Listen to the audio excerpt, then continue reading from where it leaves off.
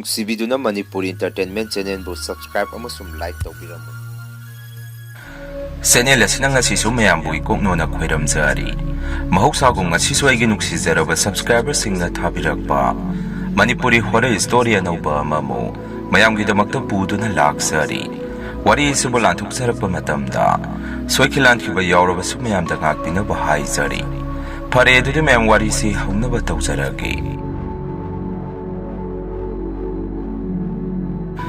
ꯋꯥꯔꯤꯁꯤ ꯃꯇꯝ ꯑꯗꯨꯗ ꯑꯩꯈꯣꯏꯅ ꯂꯥꯡꯐꯩꯗ ꯊꯕꯛ ꯁꯨꯕ ꯆꯠꯂꯨꯕꯗ ꯊꯦꯡꯅꯔꯛꯄ ꯋꯥꯔꯤ ꯑꯣꯏꯗꯣꯔꯤꯅꯤ ꯃꯇꯝ ꯑꯗꯨꯗ ꯑꯩꯁꯦ ꯅꯨꯄꯤ ꯆꯦꯜꯂꯕ ꯃꯇꯨꯡ ꯂꯨꯍꯣꯡꯉꯝꯗꯥꯏꯁꯤꯗ ꯃꯔꯨꯞ ꯑꯃ ꯌꯥꯎꯖꯈꯤꯕꯗꯨ ꯃꯗꯨ ꯑꯩꯒꯤ ꯂꯧꯕꯒꯤ ꯇꯔꯟ ꯇꯥꯔꯝꯗꯥꯏꯗ ꯃꯔꯨꯞꯇꯣ ꯀꯥꯏꯈꯤꯗꯅ ꯑꯩꯁꯦ ꯃꯊꯥ ꯌꯥꯝꯅ ꯁꯥꯔꯤꯕ ꯃꯇꯝꯅꯤ ꯑꯩꯒꯤ ꯏꯃꯨꯡ ꯃꯅꯨꯡꯁꯨ ꯀꯩꯁꯨ ꯀꯥ ꯍꯦꯟꯅ ꯅꯨꯡꯉꯥꯏꯕ ꯏꯃꯨꯡ ꯅꯠꯇꯦ ꯑꯗꯨꯅ ꯑꯩꯅ ꯋꯥꯅ ꯁꯨꯔꯨ ꯅꯣꯝꯃꯨꯔꯒ ꯃꯔꯨꯞꯇꯨꯃ ꯌꯥꯝꯅ ꯋꯥꯅ ꯌꯥꯎꯖꯈꯤꯕꯅꯤ ꯌꯨꯝꯗꯁꯨ ꯑꯩꯁꯦ ꯏꯁꯧ ꯄꯣꯂꯥꯡꯗ ꯂꯥꯡꯉꯝꯃꯤ ꯇꯥꯃꯣꯆꯧꯒ ꯈꯔ ꯈꯟꯅ ꯂꯥꯎꯅꯕ ꯇꯥꯏꯅꯐꯝ ꯈꯪꯉꯛꯇꯕꯗꯒꯤ ꯏꯅꯥꯎ ꯅꯨꯄꯥꯗꯣ ꯈꯔ ꯐꯨ-ꯆꯩꯕ ꯕꯕꯥ ꯏꯃꯥꯒ ꯑꯃꯨꯛ ꯍꯦꯛ ꯈꯟꯅꯕ ꯁꯨꯃꯥꯏꯅ ꯑꯩꯁꯦ ꯇꯧꯐꯝ ꯈꯪꯉꯛꯇꯕꯗꯒꯤ ꯑꯃꯗ ꯄꯨꯛꯇꯥꯏꯅꯗ ꯇꯥꯏꯅꯔꯝꯃꯤ ꯑꯩ ꯍꯦꯛ ꯎꯕꯗ ꯏꯃꯨꯡꯒꯤ ꯃꯤꯐꯥꯎ ꯊꯩꯗꯅ ꯂꯣꯏꯅ ꯆꯠꯅꯔꯕꯅꯤ ꯑꯩꯅ ꯍꯧꯔꯛꯑꯅꯤ ꯍꯥꯏꯗꯅ ꯍꯥꯟꯅꯗꯒꯤ ꯑꯩꯁꯦ ꯆꯦꯛ ꯁꯨꯕ ꯑꯗꯨꯝ ꯆꯠꯆꯔꯛꯏ ꯋꯥꯈꯜꯁꯦ ꯁꯨꯝ ꯂꯩꯇꯥꯐꯝ ꯈꯪꯉꯛꯇꯕꯗꯒꯤ ꯅꯨꯃꯤꯠꯇꯨꯗꯤ ꯊꯕꯛꯇꯣ ꯈꯔ ꯉꯟꯅ ꯁꯨꯕ ꯂꯣꯏꯁꯤꯜꯂꯝꯃꯤ ꯅꯨꯡꯊꯤꯟꯒꯤ ꯄꯣꯕꯣꯞ ꯅꯨꯃꯤꯠ ꯆꯞ ꯌꯨꯡꯕꯒꯤ ꯄꯨꯡ 1 ꯇꯥꯔꯛꯄ ꯃꯇꯝ ꯑꯁꯥꯏꯗ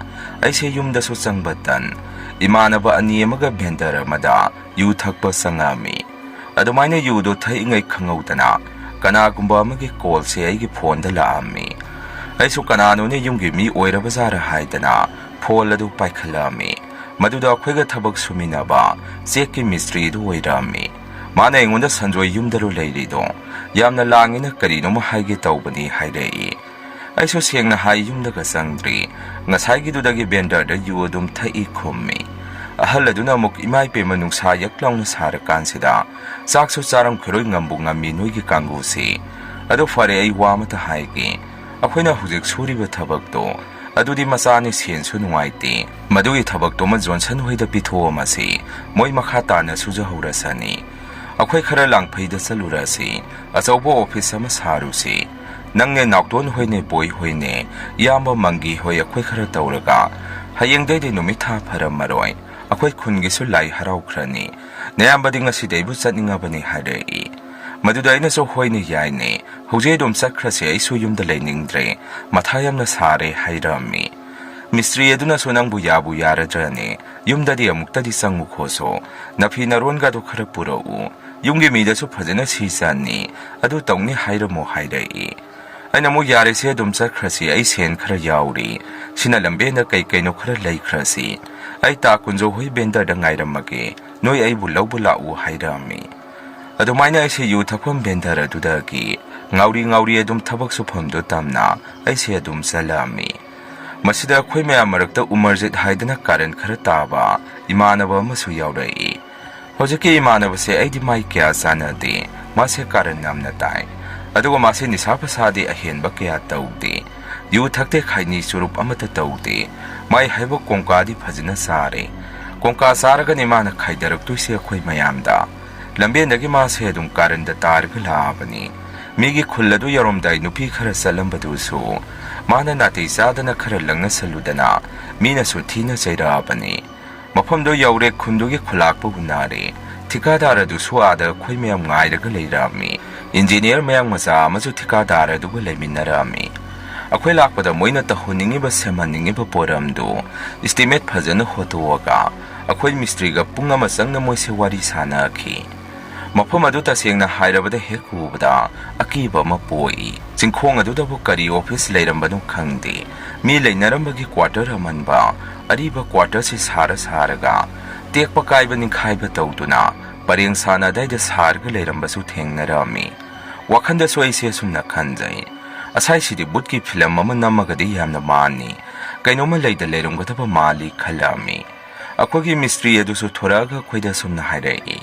ꯑꯩ ꯂꯣꯏꯅ ꯈꯪꯉꯦ ꯊꯕꯛꯁꯦ ꯑꯉꯥꯡ ꯃꯆꯥꯗꯤ ꯑꯣꯏꯗ꯭ꯔꯦ ꯈꯔꯗꯤ ꯆꯥꯎꯗꯣꯔꯦ ꯆꯍꯤ 5 ꯆꯪꯒꯗꯕ ꯊꯕꯛꯅꯤ ꯍꯣꯏꯗ ꯑꯩꯈꯣꯏꯁꯨ ꯑꯩꯈꯣꯏꯒꯤ ꯑꯉꯝꯕ ꯈꯔ ꯁꯨꯔꯝꯃꯒ ꯂꯣꯏꯔꯦ ꯂꯣꯏꯅ ꯇꯧꯔꯝꯗ ꯌꯥꯗꯦ ꯍꯥꯏꯕ ꯂꯩꯇꯦ ꯑꯗꯨ ꯅꯣꯏꯕꯨ ꯋꯥꯅꯔꯕꯣ ꯄꯣꯊꯥꯕꯩꯗꯤ ꯑꯥꯒꯤ ꯕꯨꯠꯀꯤ ꯕꯪꯒ꯭ꯂꯣ ꯃꯥꯟꯕ ꯀ꯭ꯋꯥꯔꯇꯔ ꯑꯁꯤꯗ ꯂꯩꯔꯣ ꯍꯥꯏꯔꯝꯃꯤ ꯀꯝꯗꯧꯁꯦꯕ ꯍꯪꯉꯛꯏ Maduda aina hana sumna khummi.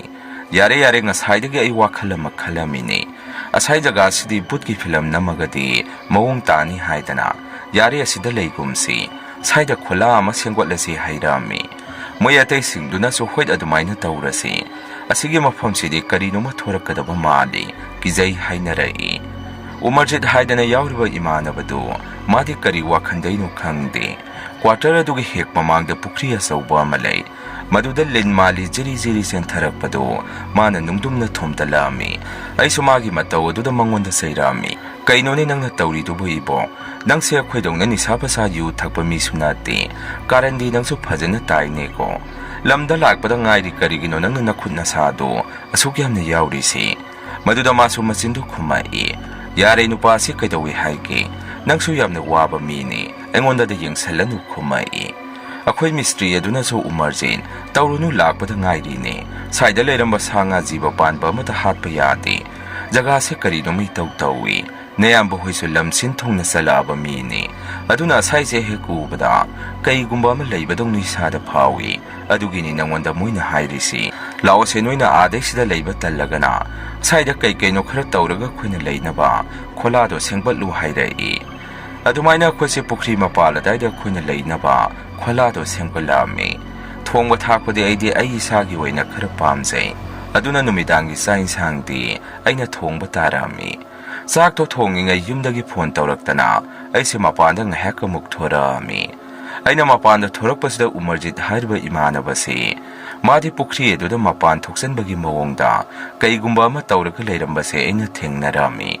Aisa phone adu paina ibo nang nongmadi soiroi ko haidana babada baba ai langphaida sale ada leire hairami babana so engonda thina sairai o nang se karamna ngangna ni bungo yumda hana mukta sanga amba yadro aduda yauraga su chi yaure sida leinang hana akhoida pau pirakpa yadro ipa isa nachina na khoi meyam ki mari si kari su leitabagum nang na tomda puhingda hingbadongna nangi wakhanda leiri du karigino Pare phajana leiro hairamaga baba se saungna phole du dum thamki ai so manungda sangaga sak tu loisalami mayam duna so aina thongba thakpasi yamna hawi haidana dum thagat pirai numitogi numidang se mayamna tumna himna khrabakan quarter leiriba yum paring oina sarga leiriba dumdagi nupi amagi khonjen khonthokta kana gumba amana nupi ma phuba saiba hatpa tupa tawbiba dumaina law khungba makhol ama ahinga du da tarami aidi madu tarakpadi sade yamna hainadaba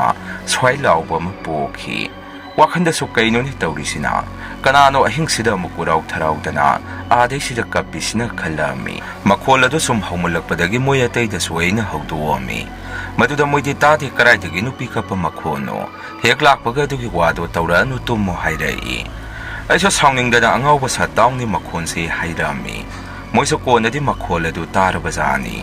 Madudagi mamisingdo tamna singnarakdana. Karaidano haidana pukpuk hagwanarai. Aina so hai moida quarter leiriba somdagi mali. Thusi mapanda hairami.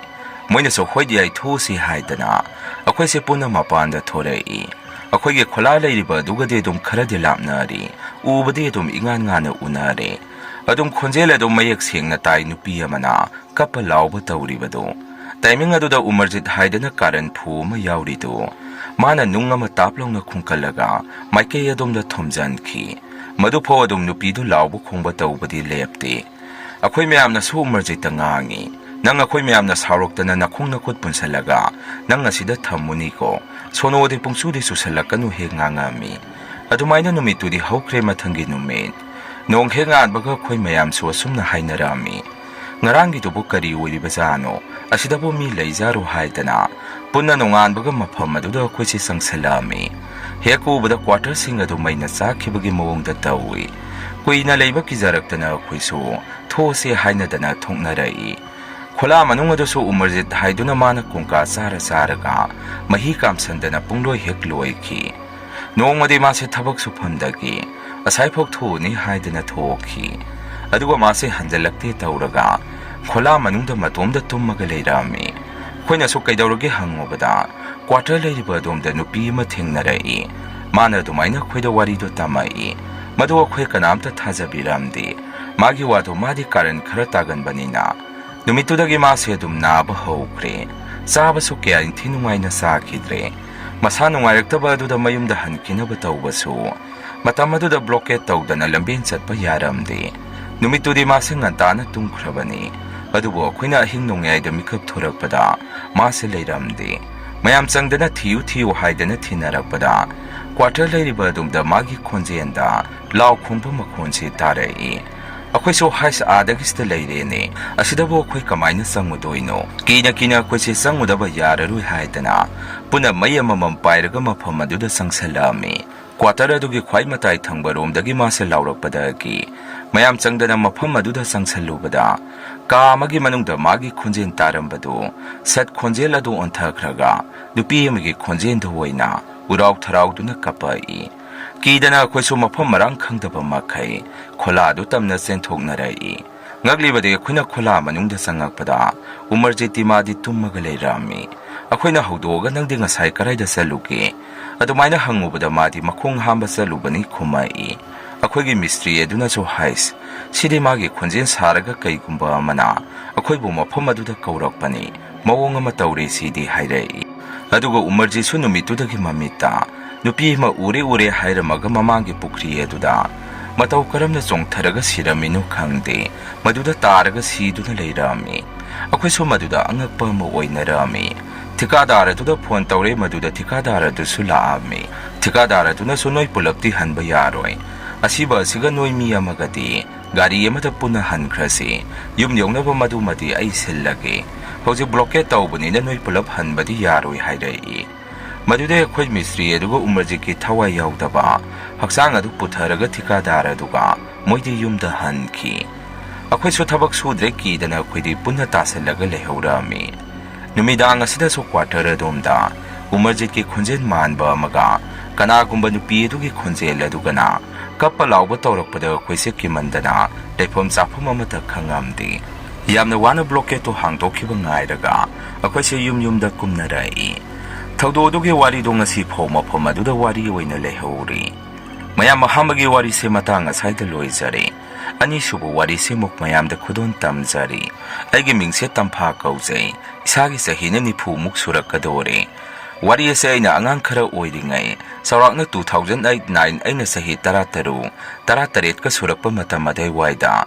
Thokiba thawdok oidurini. Ako'yna layriba khul asi mi yamna taba National Highway manakta taba khul amani. Yumso yamna kungna tai. Aduga yum amagi hingkhonsu adum marang kaina laynay. Aduga yamna nuksiba amana matam adudadi. Yumthangnariba sing asi yamna nuksi sanana layminarami. Ningtham thagi matamdaga se ayuki sak thangna duna. Puna nuksa yairaga wawa nokminaduna. Sak saminaba se yamna tawrami. Ako'ygi imungse mi yami abok pupu baba. Ima ay amadi babaki manaw nupa kaka. Ako'y se puna ako'y taruk laybani. Kakadi matam aduda nupi angang thidri. Aduna ako'y imong manung pulap se dum sarami. Ay se itomda po ikhada ithagda isalinaw ka na matalayramdi. Itomda po oibaga ako'y imong na isi yamna luna tawi. Ako'ygi hek makha thangbada yumthangnariba imong asida matam aduda saba thakpa wataba mina ija saman yamna tawngnaba imong amasu oirami. Imong asida layriba si mi marini. Ipaluke sora madi magi nupi ine Rajiniga masa nupi amaga nupa amaga mako'y mari laybani.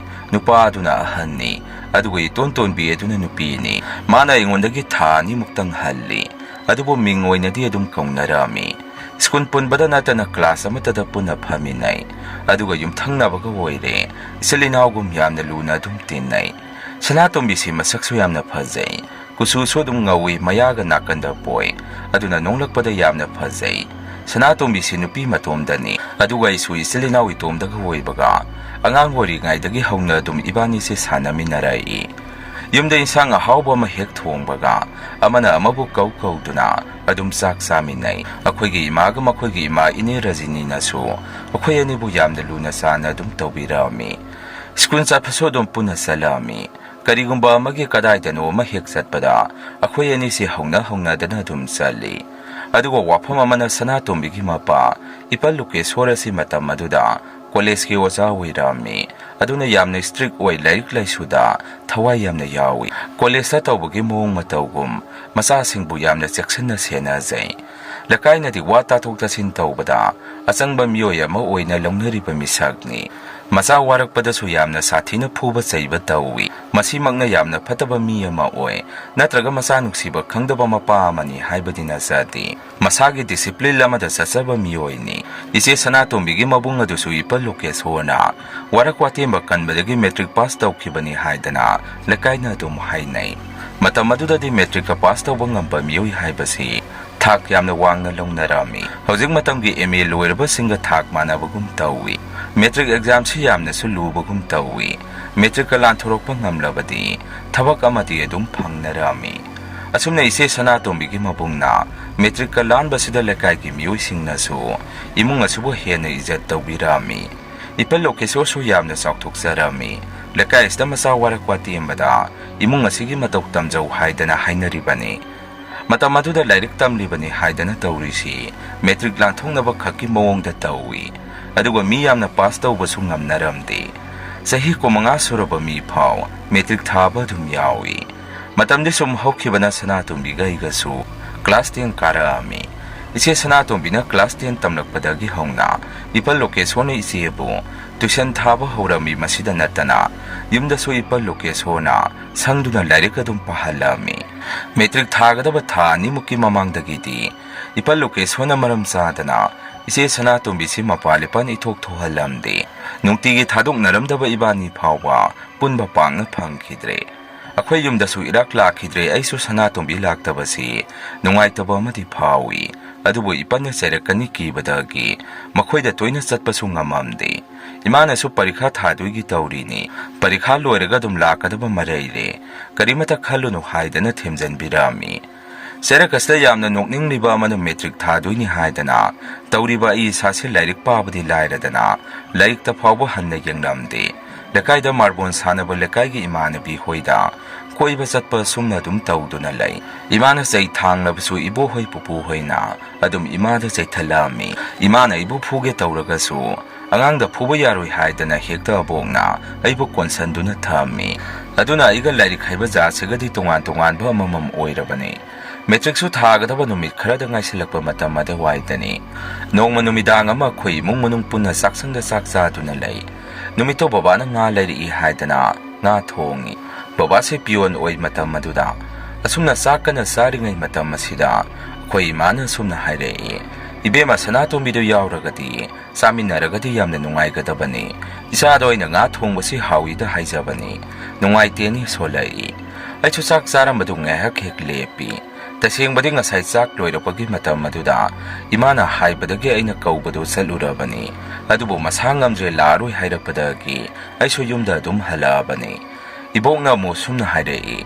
Hoine isudo somda so kaya lakhidre. Mana masangamdre hairibadu. Kari oina ngamdri ni haibagi. Imana mo khangdre imamagi lainasi. Isa Sanatombidu masaga hanadagi.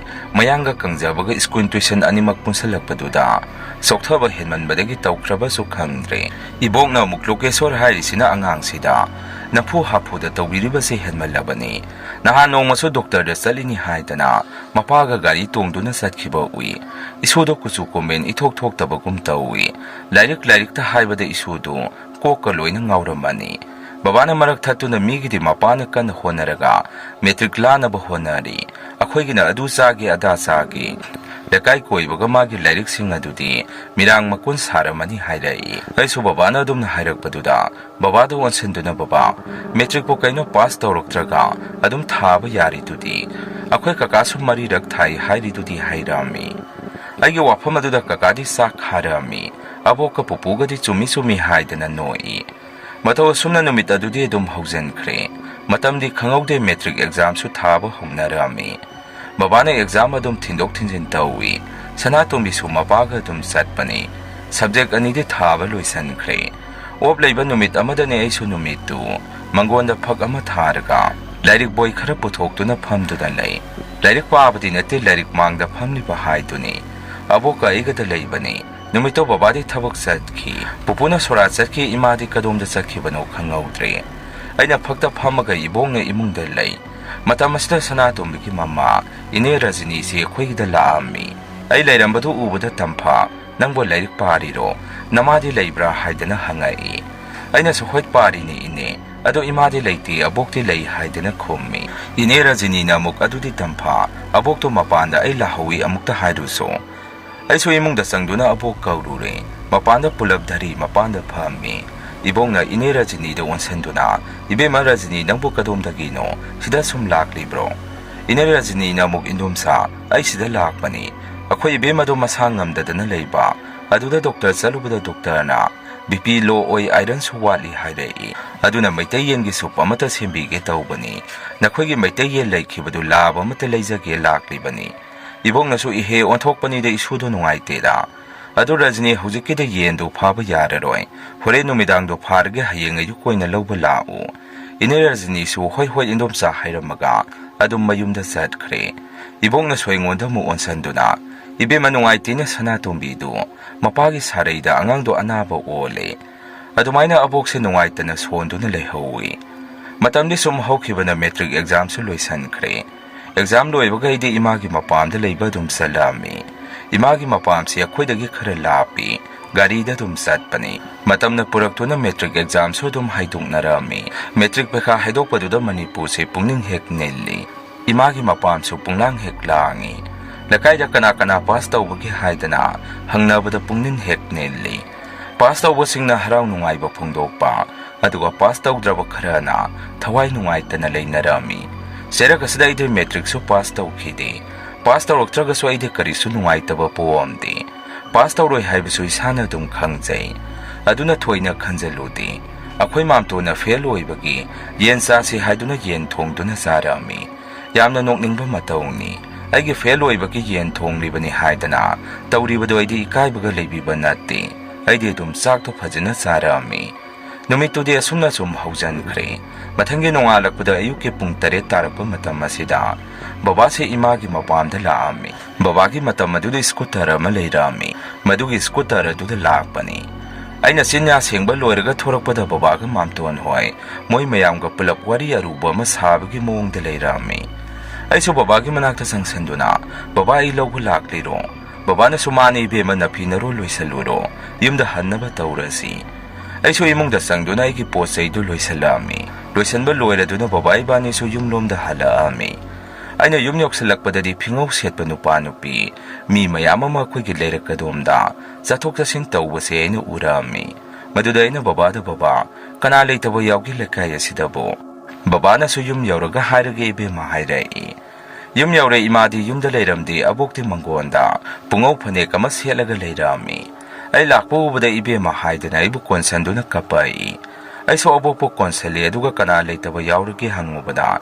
ꯑꯕꯣꯛꯅ ꯏꯕꯦꯝꯃ ꯁꯅꯥꯇꯣꯝꯕꯤꯗꯨ ꯑꯩꯈꯣꯏ ꯃꯌꯥꯝꯕꯨ ꯊꯥꯗꯣꯛꯇꯨꯅ ꯆꯠꯈ꯭ꯔꯦ ꯑꯗꯨꯃꯥꯏꯅ ꯑꯕꯣꯛꯁꯦ ꯑꯣꯛ ꯈꯣꯡꯅ ꯀꯞꯄꯛꯏ ꯑꯩꯁꯨ ꯄꯥꯎꯗꯣ ꯇꯥꯕꯗ ꯊꯥꯖꯗꯕꯒ ꯅꯨꯡꯉꯥꯏꯇꯕꯒ ꯄꯨꯟꯗꯨꯅ ꯑꯩꯁꯨ ꯄꯦꯟꯅ ꯀꯞꯄꯛꯑꯝꯃꯤ ꯁꯅꯥꯇꯣꯝꯕꯤ ꯍꯣꯏꯗ ꯆꯠꯇꯨꯅ ꯁꯅꯥꯇꯣꯝꯕꯤꯒꯤ ꯃꯊꯧ ꯃꯉꯝ ꯄꯥꯡꯊꯣꯛꯄꯗꯨ ꯑꯩꯁꯨ ꯌꯥꯎꯔꯛꯑꯝꯃꯤ ꯃꯈꯣꯏꯒꯤ ꯏꯃꯨꯡꯁꯦ ꯌꯥꯝꯅ ꯀꯞꯂꯛꯑꯝꯃꯤ ꯃꯔꯨꯑꯣꯏꯅ ꯁꯅꯥꯇꯣꯝꯕꯤꯒꯤ ꯃꯃꯥ ꯏꯅꯦ ꯔꯖꯅꯤꯗꯤ ꯋꯥꯟꯊꯗꯨꯅ ꯃꯆꯥꯅꯨꯄꯤꯕꯨ ꯀꯧꯗꯨꯅ ꯑꯣꯛ ꯈꯣꯡꯅ ꯀꯞꯄꯛꯑꯝꯃꯤ ꯂꯩꯀꯥꯏꯒꯤ ꯃꯤꯑꯣꯏꯁꯤꯡꯅꯁꯨ ꯏꯅꯦ ꯔꯖꯅꯤꯒꯤ ꯃꯇꯧ ꯑꯗꯨꯗ ꯂꯣꯏꯅ ꯀꯞꯅꯔꯛꯑꯝꯃꯤ ꯃꯇꯧ ꯑꯁꯨꯝꯅ ꯅꯨꯡꯉꯥꯏꯇ ꯁꯅꯥꯇꯣꯝꯕꯤꯒꯤ ꯃꯊꯧ ꯃꯉꯝꯁꯨ ꯑꯗꯨꯝ ꯂꯣꯏꯁꯟꯈ꯭ꯔꯦ ꯌꯨꯝ ꯍꯜꯂꯛꯑꯒ ꯏꯃꯥꯗ ꯑꯩꯅ ꯀꯔꯝꯅ ꯊꯣꯛꯈꯤꯕꯅꯣ ꯍꯪꯉꯨꯕꯗ ꯏꯃꯥꯅ ꯏꯕꯦꯝꯃ ꯉꯔꯥꯡ ꯅꯈꯣꯏꯒꯤ ꯃꯦꯇ꯭ꯔꯤꯛ ꯍꯥꯏꯗꯣꯛꯏ ꯃꯍꯩ ꯔꯤꯖꯟ ꯌꯦꯡꯅꯕꯗ ꯏꯕꯦꯝꯃ ꯁꯅꯥꯇꯣꯝꯕꯤꯗꯣ ꯃꯦꯇ꯭ꯔꯤꯛ ꯄꯔꯤꯈꯥ ꯌꯥꯎꯔꯛꯇ꯭ꯔꯦ ꯍꯥꯏ ꯄꯔꯤꯈꯥ ꯌꯥꯎꯔꯛꯇꯦ ꯍꯥꯏꯗꯨꯅ ꯃꯄꯥꯅ ꯉꯔꯥꯡꯗꯣ ꯈꯔ ꯐꯨ ꯆꯩꯈꯤꯕ ꯃꯥꯜꯂꯤ ꯃꯈꯣꯟ ꯃꯋꯥ ꯈꯔ ꯊꯣꯛꯈꯤ ꯏꯆꯦ ꯔꯖꯅꯤꯅ ꯆꯥꯛ ꯆꯥꯁꯤ ꯀꯧꯔꯨꯕꯗ ꯆꯥꯎ ꯍꯥꯏꯕ ꯌꯥꯗꯗꯅ ꯁꯅꯥꯇꯣꯝꯕꯤꯗꯨ ꯑꯗꯨꯝ ꯇꯨꯝꯕ ꯆꯪꯈꯤꯕꯅꯤ ꯍꯥꯏ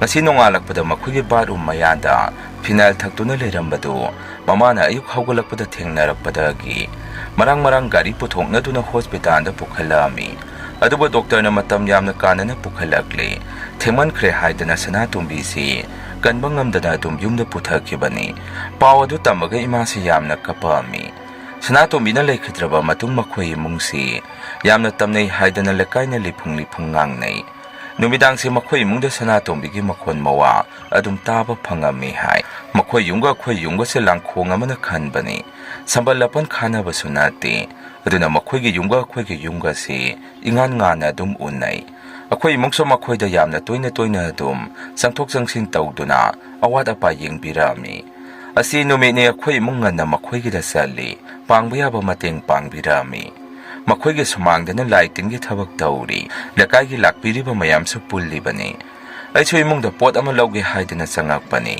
ꯑꯩꯅ ꯁꯨꯝ ꯆꯪꯉꯛꯄꯗ ꯁꯅꯥꯇꯣꯝꯕꯤꯒꯤ ꯀꯥꯁꯤ ꯂꯥꯟꯗꯨꯅ ꯆꯠꯂꯝꯃꯤ ꯃꯥꯒꯤ ꯀꯥꯁꯤ ꯏꯃꯨꯡ ꯆꯪꯊꯣꯛ ꯆꯪꯁꯤꯟ ꯇꯧꯕꯗ ꯑꯗꯨꯝ ꯂꯥꯟꯗꯨꯅ ꯆꯠꯇꯣꯔꯤꯕꯅꯤ ꯑꯩꯅ ꯑꯗꯨꯝꯅ ꯀꯥꯗꯨ ꯂꯥꯟꯗꯨꯅ ꯆꯠꯄꯁꯤꯗ ꯏꯁꯥꯗ ꯀꯥꯁꯤꯕꯨ ꯌꯥꯝꯅ ꯌꯦꯡꯅꯤꯡꯕ ꯆꯪꯅꯤꯡꯕ ꯑꯃ ꯐꯥꯎꯔꯛꯑꯝꯃꯤ ꯁꯅꯥꯇꯣꯝꯕꯤ ꯂꯩꯔꯤꯉꯩꯗ ꯏꯕꯥꯅꯤ ꯀꯥꯁꯤꯗ ꯑꯗꯨꯝ ꯄꯨꯟꯅ ꯋꯥꯔꯤ ꯁꯥꯟꯅꯗꯨꯅ ꯍꯤꯞꯇꯨꯅ ꯂꯩꯕꯅꯤ ꯁꯅꯥꯇꯣꯝꯕꯤ ꯂꯩꯈꯤꯗ꯭ꯔꯕ ꯃꯇꯨꯡ ꯀꯥꯗꯨ ꯊꯣꯡ ꯂꯣꯟꯗꯨꯅ ꯊꯝꯂꯤꯕꯅꯤ ꯑꯩꯁꯨ ꯀꯥꯗꯨꯗ ꯍꯥꯏꯐꯦꯠ ꯌꯦꯡꯗꯨꯅ ꯆꯠꯂꯤ ꯑꯗꯨꯕꯨ ꯈꯪꯍꯧꯗꯦ ꯀꯥꯒꯤ ꯊꯣꯡ ꯑꯗꯨ ꯃꯁꯥ ꯃꯇꯣꯝꯗ ꯀꯦ ꯂꯥꯎꯅ ꯊꯣꯡ ꯑꯗꯨ ꯍꯥꯡꯇꯣꯛꯆꯔꯛꯏ ꯀꯅꯥꯒꯨꯝꯕ ꯑꯃꯅ ꯑꯩꯕꯨ ꯆꯪꯉꯛꯎ ꯀꯧꯁꯤꯜꯂꯛꯄꯒꯤ ꯃꯑꯣꯡꯅꯤ ꯃꯇꯧ ꯑꯗꯨꯗ ꯑꯩꯁꯨ ꯈꯪꯄ꯭ꯔꯦꯛ ꯍꯦꯛ ꯈꯪꯉꯤ ꯅꯨꯡꯁꯤꯠꯅ ꯊꯣꯡ ꯄꯨꯅꯥ ꯑꯗꯨ ꯍꯥꯡꯇꯣꯛꯄ ꯉꯝꯒꯗꯕ ꯅꯠꯇꯦ ꯑꯩꯁꯨ ꯏꯁꯥꯗ ꯀꯔꯤꯅꯣꯃ ꯐꯥꯎꯔꯛꯇꯨꯅ ꯊꯣꯡ ꯑꯗꯨ ꯍꯥꯏꯐꯦꯠ ꯈꯨꯠꯅ ꯂꯥꯝꯃꯒ ꯂꯣꯟꯁꯤꯜꯂꯝꯃꯤ ꯑꯗꯨꯒ ꯃꯥꯏ ꯑꯁꯤ ꯂꯩꯊꯣꯛꯇꯨꯅ ꯆꯠꯀꯦ ꯇꯧꯔꯛꯄꯁꯤꯗ ꯊꯣꯡ ꯑꯗꯨ ꯑꯃꯨꯛ ꯍꯥꯡꯗꯣꯛꯈꯤꯕꯒꯤ ꯃꯈꯣꯟ ꯇꯥꯔꯛꯏ ꯍꯟꯗꯛꯇꯤ ꯑꯩ ꯊꯣꯡ ꯑꯗꯣꯝꯗ ꯃꯥꯏ ꯑꯁꯤ ꯍꯟꯅ ꯌꯦꯡꯗꯅ ꯑꯗꯨꯝ ꯃꯪꯒꯣꯜꯂꯣꯝꯗ ꯊꯣꯔꯛꯑꯝꯃꯤ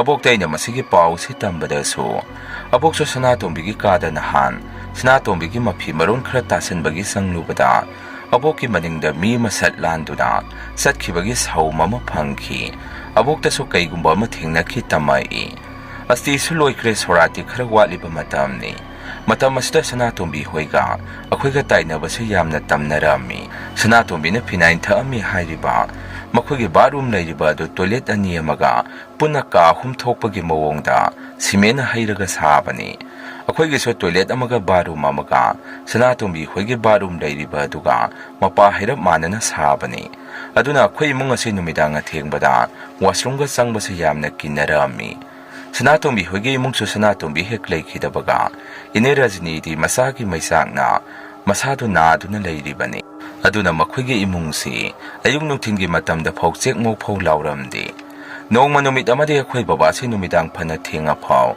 ꯌꯨꯝꯗ ꯍꯜꯂꯛꯑꯝꯗꯦ ꯑꯣꯐꯤꯁꯀꯤ ꯆꯥꯛ ꯆꯥꯅꯕ ꯑꯃ ꯂꯩ ꯍꯥꯏꯗꯅ ꯊꯦꯡꯉꯛꯀꯅꯤ ꯍꯥꯏꯔꯛꯏ ꯑꯗꯨꯅ ꯑꯩꯈꯣꯏ ꯏꯃꯨꯡꯁꯨ ꯑꯗꯨꯝ ꯇꯨꯝꯕ ꯆꯪꯅꯔꯕꯅꯤ ꯅꯨꯃꯤꯗꯥꯡꯒꯤ ꯄꯨꯡ 12ꯒ ꯇꯥꯔꯛꯄ ꯃꯇꯝ ꯑꯁꯥꯏꯗ ꯕꯕꯥꯅ ꯅꯣꯏꯕꯨ ꯊꯣꯡꯁꯤ ꯑꯃꯨꯛꯇ ꯍꯥꯡꯉꯨꯅꯦ ꯑꯗꯨꯃꯥꯏꯅ ꯄꯥꯈꯠꯅ ꯊꯣꯡ ꯊꯤꯜꯂꯛꯄꯁꯦ ꯇꯥꯔꯝꯃꯤ ꯇꯨꯝꯂꯝꯕ ꯑꯩꯈꯣꯏ ꯄꯨꯝꯅꯃꯛꯁꯤ ꯕꯕꯥꯅ ꯍꯧꯅ ꯊꯣꯡ ꯊꯤꯜꯂꯛꯄꯗꯨꯗ ꯐꯨꯛ ꯍꯧꯒꯠꯅꯗꯨꯅ ꯊꯣꯡꯗꯨ ꯍꯥꯡꯇꯣꯛꯅꯔꯝꯃꯤ ꯕꯕꯥꯗꯨ ꯍꯨꯃꯥꯡ ꯀꯥꯡꯕ ꯃꯈꯩ ꯂꯦꯞꯇꯨꯅ ꯂꯩꯔꯝꯃꯤ ꯑꯕꯣꯛꯅꯁꯨ ꯀꯔꯤ ꯇꯧꯔꯒꯦ ꯏꯕꯨꯡꯉꯣ ꯍꯪꯉꯨꯕꯗ ꯕꯕꯥꯅ ꯏꯃꯥ ꯉꯁꯤꯗꯤ ꯑꯉꯛꯄ ꯊꯧꯗꯣꯛ ꯑꯃ ꯊꯦꯡꯅꯔꯦ ꯑꯩ ꯍꯧꯖꯤꯛꯇꯅꯤ ꯏꯃꯥ ꯑꯩꯅ ꯌꯨꯝ ꯆꯪꯉꯛꯄꯗ ꯕꯥꯠꯔꯨꯝ ꯂꯩꯔꯤꯕ ꯑꯁꯣꯝꯗ ꯅꯨꯄꯤ ꯑꯃ ꯂꯦꯞꯄꯝꯃꯤ ꯑꯩꯗꯤ ꯅꯈꯣꯏ ꯅꯨꯃꯤꯗꯥꯡ ꯃꯄꯥꯟ ꯊꯣꯛꯄꯒꯤ ꯂꯩꯔꯤꯕꯣꯏ ꯅꯤꯡꯗꯅ ꯑꯩꯗꯤ ꯆꯪꯂꯨꯕꯅꯤ ꯑꯗꯨꯕꯨ ꯂꯦꯞꯂꯝꯃꯤꯕ ꯅꯨꯄꯤ ꯑꯗꯨ ꯃꯤꯠꯃꯥꯡꯗ ꯁꯠ ꯂꯥꯎꯅ ꯃꯥꯡꯈ꯭ꯔꯦ ꯑꯗꯨꯒ ꯃꯤ ꯂꯩꯕꯗꯤ ꯎꯗꯕꯤ ꯅꯨꯄꯤ ꯑꯃꯅ ꯁꯨꯠ ꯊꯋꯥꯏ ꯅꯨꯡꯉꯥꯏꯇꯅ ꯀꯞꯄꯒꯤ ꯃꯈꯣꯜ ꯑꯃ ꯇꯥꯔꯛꯏ ꯑꯩꯁꯨ ꯀꯤꯃꯟꯗꯅ ꯅꯈꯣꯏꯕꯨ ꯍꯧꯗꯣꯛꯂꯤꯕꯁꯤꯅꯤ ꯄꯨꯄꯨꯅꯁꯨ ꯏꯕꯨꯡꯉꯣ ꯅꯈꯣꯏꯁꯨ ꯑꯁꯤ ꯑꯅꯥ ꯌꯥꯎꯔꯦ ꯍꯥꯏꯔꯒꯗꯤ ꯈꯤꯇꯪ ꯉꯟꯅ ꯍꯜꯂꯛꯄꯁꯦ ꯀꯔꯤ ꯇꯧꯕꯒꯦ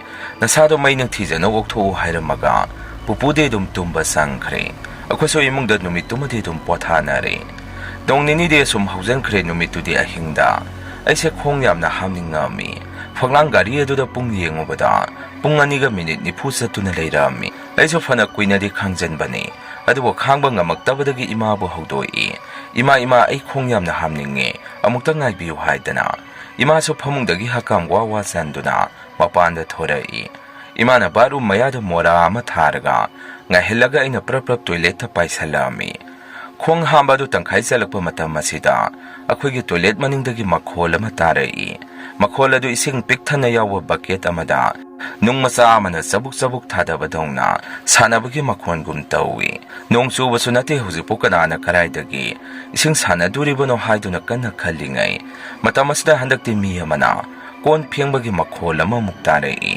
ꯀꯣꯟ ꯐꯦꯡꯕꯒꯤ ꯖꯔ ꯂꯥꯎꯕ ꯃꯈꯣꯜ ꯑꯃꯗꯤ ꯀꯣꯜꯂꯤꯛ ꯐꯦꯡꯉꯒ ꯊꯝꯕꯒꯤ ꯀꯣꯡꯀꯥꯡ ꯇꯧꯕ ꯃꯈꯣꯟꯁꯤ ꯌꯥꯝꯅ ꯍꯧꯅ ꯇꯥꯕ ꯍꯧꯔꯛꯏ ꯍꯟꯗꯛꯇꯤ ꯑꯩ ꯀꯤꯕ ꯑꯃ ꯄꯣꯛꯂꯛꯄꯗꯒꯤ ꯁꯠ ꯂꯣꯏꯁꯟꯗꯨꯅ ꯃꯄꯥꯟꯗ ꯊꯣꯔꯛꯄꯗ ꯏꯃꯥꯗꯤ ꯕꯥꯠꯔꯨꯝꯗ ꯃꯀꯣꯛ ꯉꯥꯊꯗꯨꯅ ꯎꯏꯗꯨꯅ ꯂꯩꯔꯝꯃꯤ ꯑꯩꯅꯁꯨ ꯁꯥꯎꯔꯞꯅ ꯏꯃꯥ ꯃꯤ ꯉꯥꯏꯕꯕꯨ ꯑꯗꯨꯃꯥꯏꯅ ꯉꯥꯏꯅꯕ꯭ꯔꯣ ꯑꯗꯨꯃꯥꯏꯅ ꯍꯥꯏꯔꯝꯃꯒ ꯏꯇꯣꯝꯗ ꯒꯝ ꯂꯥꯎꯅ ꯌꯨꯝꯂꯣꯝꯗ ꯆꯠꯂꯛꯑꯝꯃꯤ ꯏꯃꯥꯁꯨ ꯑꯁ ꯏꯕꯦꯝꯃ ꯅꯪꯁꯤꯗꯤ ꯍꯥꯏꯗꯅ ꯇꯥꯟꯅꯔꯛꯏ ꯅꯣꯡꯃꯁꯨ ꯑꯩꯒꯤ ꯃꯪꯁꯤꯗ ꯁꯅꯥꯇꯣꯝꯕꯤꯗꯨ ꯊꯋꯥꯏ ꯅꯨꯡꯉꯥꯏꯇꯅ ꯀꯞꯇꯨꯅ ꯎꯔꯛꯑꯝꯃꯤ ꯑꯩꯉꯣꯟꯗ ꯃꯨꯟꯅ ꯌꯦꯡꯗꯨꯅ ꯃꯈꯨꯠ ꯑꯗꯨ ꯁꯝꯂꯛꯎ ꯑꯗꯨꯃꯥꯏꯅ ꯍꯥꯏꯕꯒꯤ ꯃꯇꯧꯒꯨꯝ ꯃꯈꯨꯠꯇꯨ ꯇꯤꯡꯊꯣꯔꯛꯏ ꯃꯇꯝ ꯑꯁꯤꯗ ꯏꯃꯥꯅ ꯑꯩꯕꯨ ꯍꯧꯗꯣꯛꯄꯤꯔꯛꯏ ꯑꯩꯅ ꯒ꯭ꯌꯥꯟ ꯇꯥꯔꯛꯄꯗ ꯑꯩꯁꯦ ꯃꯪꯗ ꯇꯧꯈꯤꯕꯒꯨꯝ ꯇꯥꯏꯕꯪ ꯐꯥꯎꯅ ꯀꯞꯇꯨꯅ ꯂꯩꯔꯛꯑꯝꯃꯤ Sorat hayang ni haibagi numidang do ako'y imungsi, sinatumbi ho'y da pocha insang napi, imong manung loisyan tasan taubagi, panating apo mako'y dalay rami. Hayang gisizan agadaba maroy marang singado, nang tijan na mantok to na tamduribani. Asum na insang napi siyembagi maku marang amot pa singado, polang abada hap to na ina mako'y gi, may tapam layriba dom da lak to na hayto ami. Haidok pa loiraba matung maya sila iturak to na, hekjat pa horak pa sila igi isa sida, tungdagi miya man na ibu yeng do na laybagi mataukom, isada karino hayngam daba ihulama paurami. Ay salam ado sablep to na maya sa wantok to na, haipet yengi.